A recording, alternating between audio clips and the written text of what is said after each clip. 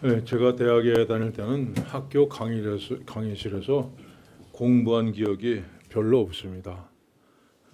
당시는 박정희 대통령 시대였기 때문에 매일 데모했습니다. 그래서 수업이 시작하고 학기가 시작해서 한 달쯤 지나면 휴교령을 내렸고, 그래서 학교 대문을 잠가 버렸습니다. 매 학기 이렇게 계속 돼서 정말 공부를 한 기억이 별로 없어요. 그래서 할 일 없는 친구들끼리 모여서 테니스를 치러 다녔습니다.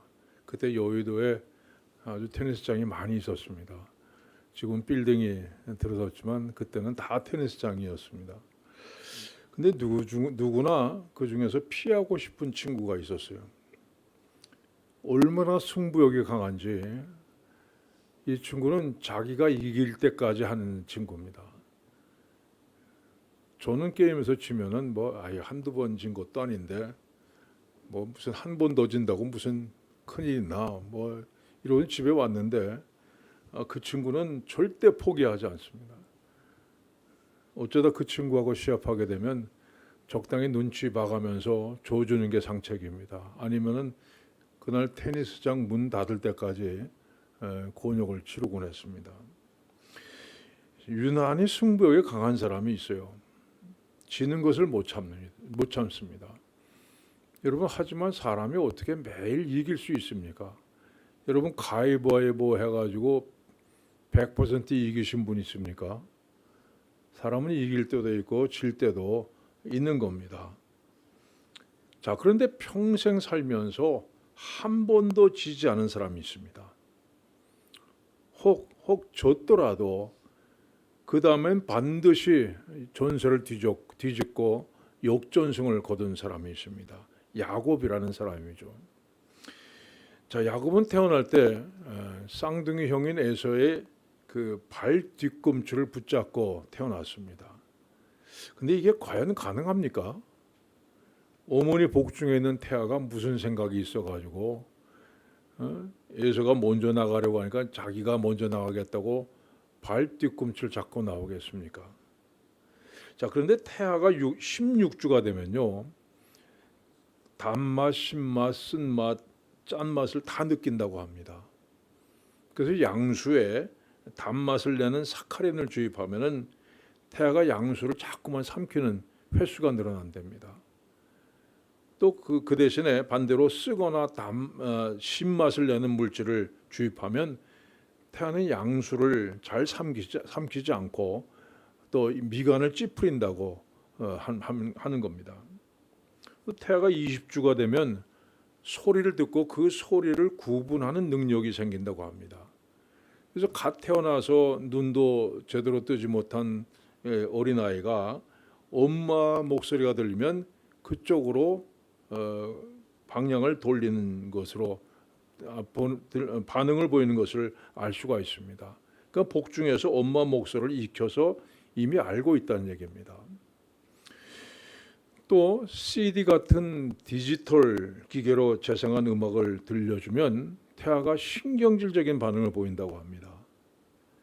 반면에 옛날 LP판이나 뭐 테이프 리코더 같은 그런 아날로그 음악을 들려주면 아주 만족한 표정을 짓는다는 겁니다. 태아가 디지털 음악, 아날로그 음악을 구분한다는 거죠. 그럼 생각해 보면 쌍둥이가 어머니 복중에서 서로 싸운다 하는 것도 가능하겠다 하는 그런 생각을 해봅니다. 자, 야곱은 에서와 누가 장자가 되느냐 놓고 어머니 복중에서 경쟁을 했는데 간발의 차이로 지고 말았습니다. 인생의 첫 번째 경쟁에서 실패한 겁니다. 그런데 야곱은 그것으로 포기할 사람이 아닙니다. 호시탐탐 역전승의 기회를 노리고 있는데 드디어 기회가 왔습니다.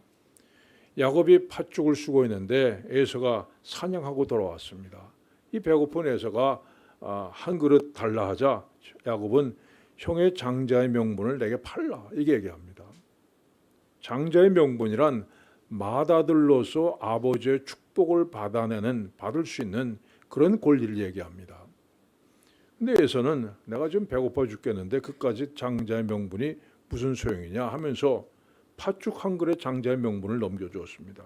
이렇게 해서 야곱은 장자의 명분을 빼앗았습니다. 자, 그런데 장자의 명분, 이 이름만 가지고는 아무 소용이 없습니다. 실제로 장자가 받는 축복을 받아내야 비로소 장자가 되는 겁니다. 그래서 에서의 옷을 입고 손과 목에는 염소 가죽을 대어서 털 많은 에서처럼 위장을 하고 눈먼 아버지를 속이고 장자의 축복을 받아냅니다. 자, 야곱은 태어날 때 간발의 차이로 장자의 권리를 놓쳤다는 사실을 한시도 잊어버리지 않았습니다. 지난주에 제가 야곱이 에서에게 장자의 명분을 빼앗을 때 나이가 77세라고 했습니다. 여러분, 77년 그 오랜 세월 동안 어떻게 하면 형을 제치고 장자의 명분을 내가 찾아올 수 있을까? 이걸 생각합니다.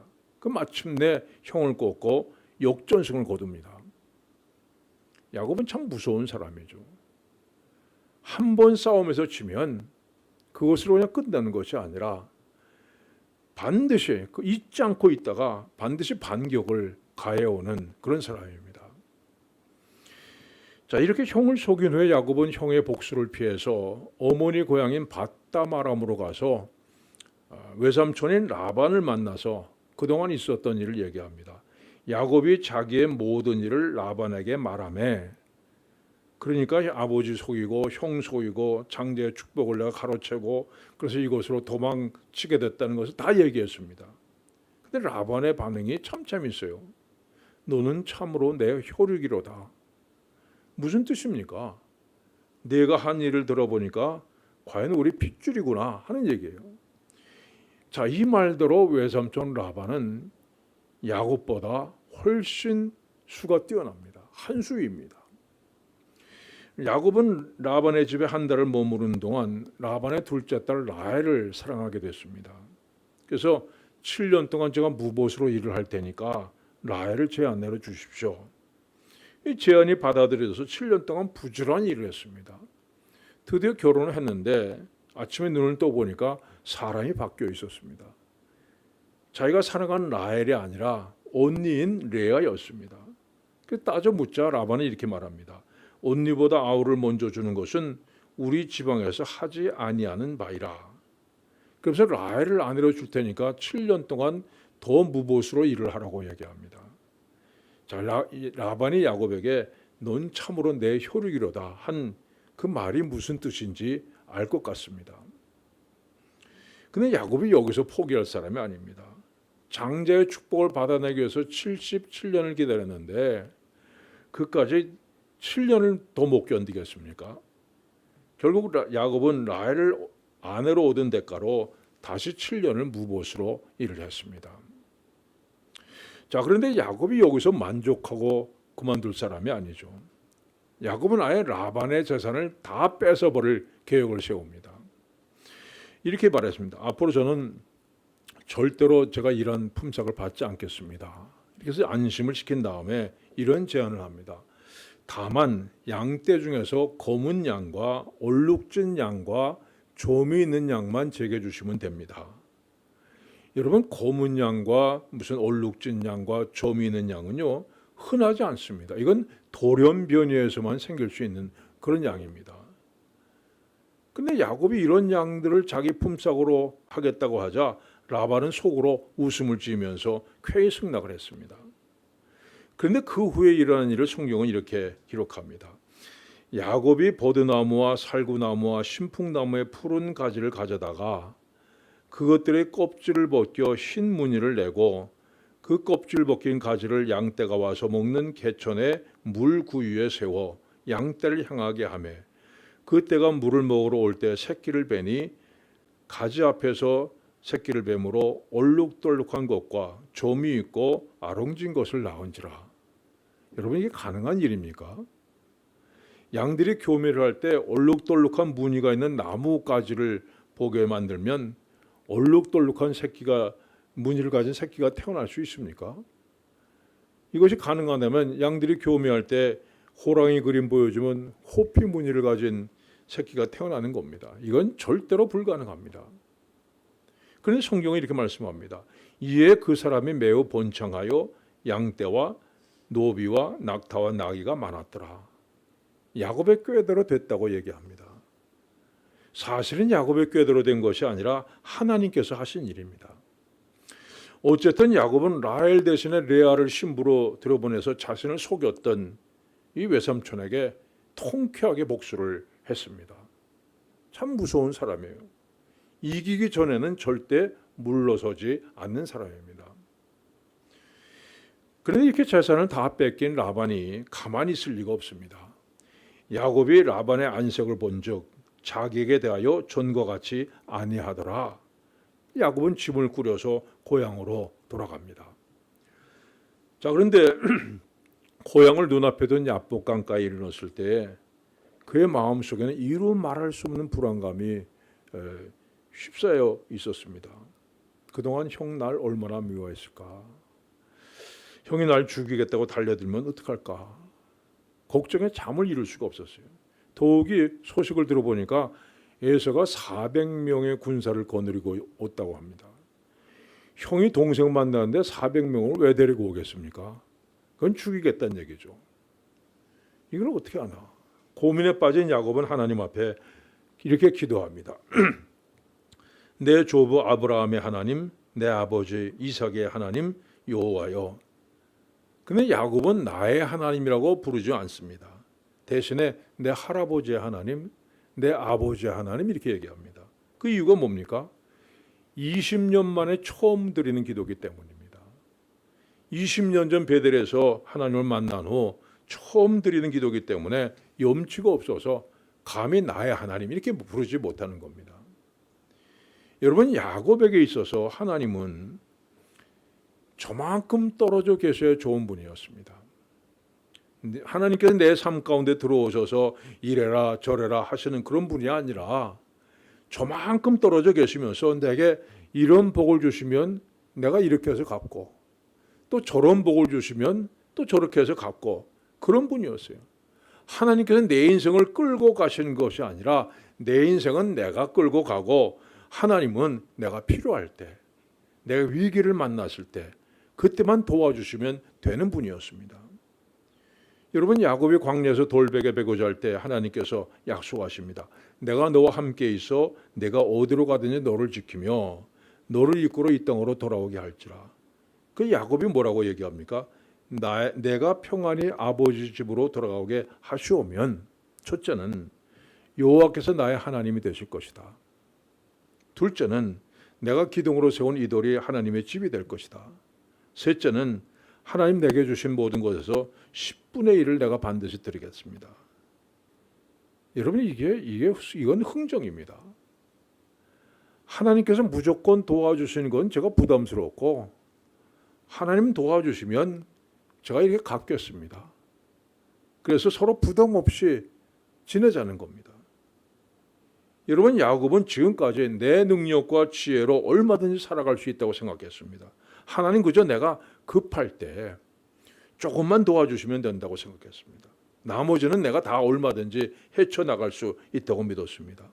지금까지 야곱은 그렇게 살아왔고 그리고 아무 일 없이 살아왔습니다. 여러분, 그래서 야곱은요, 기도가 끝나자마자 다시 본래 모습으로 돌아옵니다. 하나님의 응답을 기다리지 않아요. 바로 작전을 세웁니다. 우선 자기 소유를 둘로 나누었습니다. 이건 뭐냐면 한쪽을 피해를 입어도 한쪽은 건지겠다는 계산이죠. 그리고 형에게 줄 선물을 준비했습니다. 소, 양, 염소, 낙이 이런 짐승들을 550마리를 준비했습니다. 이 정도 선물은요, 당시에 한 나라가 다른 나라에게 보내는 조공 수준입니다. 엄청난 선물을 준비했어요. 이 선물을 셋으로 나누어서 1진을 먼저 보내고 또 조금 있다가 2진 보내고 그리고 또 조금 있다가 3진을 보냈습니다. 이건 이런 작전이에요. 자, 에서가 야곱을 공격하러 달려오다가 짐승을 한때 만납니다. 그럼 이건 뭐냐? 이건 누구 거냐? 물어보면 야곱의 종들이 우리 주인이 형님께 바치는 선물입니다. 이렇게 대답하죠. 여러분, 여기서 넘어갈 사람은 없습니다. 이 나쁜 놈, 내가 그까지 선물 받고 널 용서할 줄 알았냐? 그러면 계속 달려갑니다. 또 한때를 만나는 거예요. 이건 누구 것이냐 물으면 우리 주인이 형님께 드리는 선물입니다. 마음이 약간 흔들거려요. 하지만 내가 이 정도 선물에 마음이 약해져서는 안 되지. 그리고 또 달려가는 거예요. 근데 또 한때를 만납니다. 이건 누구 것이냐 물으면 우리 주인님이 형님께 바치는 선물입니다. 에서의 마음이 조금 누그러지려고 합니다. 이때를 맞추어서 야곱의 아내들 자식들이 다 나타나는 거예요. 야곱의 자식들이 뭐 큰아빠 하고 재롱을 부리고 에서의 마음이 점점 무너져요. 이때를 놓치지 않고 야곱이 나타나서 형님 절 받으십시오 하면 에서가 완전히 마음이 누그러져서 네 죄를 사하노라 할 것이라는 그 작전이죠. 이건 정말 야곱이 아니고서는 생각할 수 없는 그런 작전입니다. 제 생각에는 아마 그래도 에서가 끝내 자기를 죽이려고 한다면 그때는 맞서서 싸울 사람들도 숨겨놨을 겁니다. 야곱은 하나님 앞에 기도하긴 했지만요, 하나님 믿지 않았습니다. 하나님보다 자신을 더 믿고 사는 그런 사람이었습니다. 자, 이렇게 완벽한 각본을 짜놓고도 마음은 점점 무거워집니다. 그 가족들을 먼저 강 건너 보내고 혼자 있는데 어둠이 찾아오기 시작합니다. 그런데 이때 갑자기 누군가가 야곱을 공격해 왔습니다. 어떤 사람이 날이 새도록 야곱과 씨름하다가, 이 표준 세번역 성경은 이 구절을 보다 정확하게 번역했습니다. 어떤 분이 나타나 야곱을 붙들고 동이 틀 때까지 씨름을 하였다.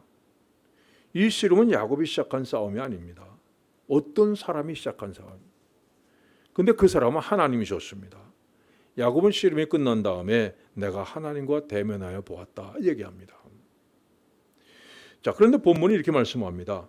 자기가 야곱을 이기지 못함을 보고 하나님이 야곱을 이길 수 없었다고 얘기해요. 여러분, 어떻게 그럴 수 있어요? 사람이 아무리 힘이 세다고 해도 어떻게 하나님을 이깁니까? 그런데 오늘날도요, 하나님이 도저히 이길 수 없는 사람들이 얼마든지 있습니다. 자, 하나님께서 야곱에게 거신 싸움은 이겁니다. 이제는 내 고집 내려놔라. 내가 지금까지 내 힘과 내 지혜와 내 능력을 믿고 산 결과가 도대체 뭐냐? 후회, 눈물, 두려움과 사방의 원수들 뿐 아니냐? 자, 이제 내 힘을 믿고 살겠다는 그 생각 버리고 이제부터 나를 의지하고 살아라. 여러분, 이 싸움이 벌어진 야복이라고 하는 지명은요, 비운다, 쏟아붓는다는 뜻입니다. 하나님께 야곱이 자기를 비우기를 원하셨어요. 근데 야곱은 고집을 꺾지 않습니다. 나는 얼마든지 내 힘으로 살아갈 수 있습니다. 전 지금까지 살면서 누구에게 한 번도 줘본 적이 없습니다. 지금도 제가 커다란 위기를 만났지만 이건 얼마든지 제 힘으로 이 위기를 넘길 수 있습니다. 고집 부렸어요. 그래서 자기가 야곱을 이기지 못함을 보고, 이 말씀은요, 하나님께서 야곱의 고집을 꺾을 수가 없었던 말씀입니다. 그래서 결국 하나님께서 야곱의 허벅지 관절을 치십니다. 지금 에서가 400명의 군사를 거느리고 오고 있는데 부러진 다리 갖고는 도망도 갈 수 없게 됐습니다. 이제는 어쩔 수 없이 싫든 좋든 하나님을 의지할 수밖에 없습니다. 그래서 하나님 붙듭니다. 당신이 내게 축복하지 아니하면 가게 하지 아니하겠나이다. 그러자 하나님께서 물으십니다. 내 이름이 무엇이냐? 야곱이니이다. 야곱이라고 하는 이름은요, 발 뒤꿈치를 쥐고 있다는 뜻입니다. 그 야곱이라는 단어의 그 어원 아캅이라는 단어는요, 계략을 써서 빼앗다, 사기를 치다는 뜻이 있습니다. 하나님이 야곱의 이름을 몰라서 물으신 것이 아닙니다. 하나님께서 야곱에게 듣고 싶은 것입니다. 하나님, 저는 야곱입니다. 저는 속이는 자입니다. 저는 상위꾼입니다. 저는 계략을 써서 빼앗는 자입니다. 형을 속였습니다. 아버지를 속였습니다. 외삼촌 속였습니다. 제 욕심으로 인해 아내와 자식들 간에는 싸움이 끊이지 않습니다. 저 때문에 우리 가족은 부모와 자식과의 관계가 깨지고 미움과 증오와 시기와 다툼으로 넘치게 됐습니다. 저 때문에 많은 사람이 절망했고 마음의 상처를 받아야 했습니다. 하나님, 저는 야곱입니다. 이것이 제 이름이고 제 인생입니다. 여러분, 하나님께서는 이 고백을 듣고 싶으셨던 겁니다. 야곱의 제 이름은 야곱입니다 대답하자 하나님이 말씀하십니다. 내 이름을 다시는 야곱이라 부를 것이 아니요 이스라엘이라 부를 것이니 이는 내가 하나님과 및 사람들과 겨루어 이겼음이니라. 어느 집에 고등학교 다니는 아들이 하나 있었는데 공부는 뭐 정말 안 하고 매일 오락실이나 들락거리고 나쁜 친구들과 어울려서 놀기에 바빴습니다. 아버지가 아무리 얘기를 해도 도무지 말이 통하지 않았어요. 그래서 하루는 아버지가 작정을 하고 아들 방에 들어가서 얘기 좀 하자. 3시간을 얘기했어요. 근데 아들이 눈 하나 깜짝하지 않습니다. 그래서 아버지가 난 더 이상 도저히 넌 모르겠다. 이제 내 마음대로 해라. 그리고 나오려고 하는데 아들이 갑자기 눈물을 쏟으면서 아버지를 붙듭니다. 아버지 잘못됐어요. 이제부터는 제가 아버지 말씀대로 정말 열심히 해보겠습니다. 여러분, 누가 이겼습니까? 아버지가 이겼습니까? 아들이 이겼습니까? 이건 아들이 이긴 겁니다. 야곱의 승리는 하나님과 힘으로 싸워서 얻은 승리가 아닙니다.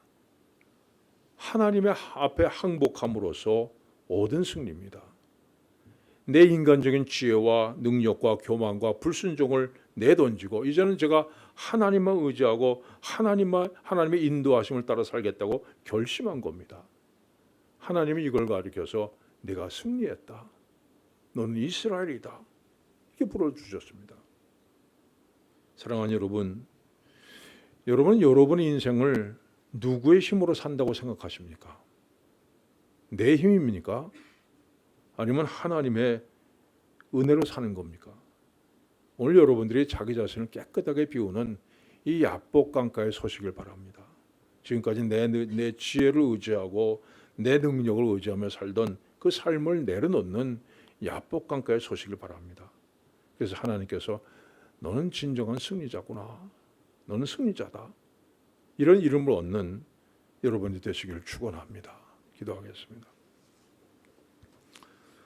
하나님 아버지, 참 우리 인생이 야곱과 같은 인생인 것을 하나님께 고백합니다.